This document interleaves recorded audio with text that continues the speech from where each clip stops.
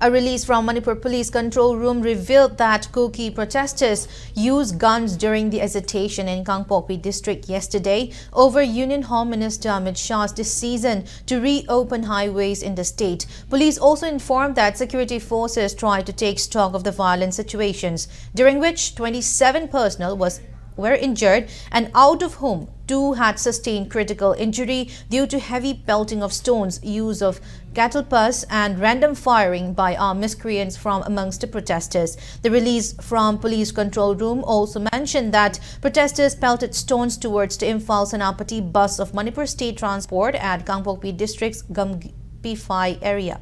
Security forces resorted to tear gas shells to control the huge mob. However, the unruly mob started blocking the highway using huge rocks and boulders to immobilize the bus. Police claim that some of the protesters opened fire towards the security forces.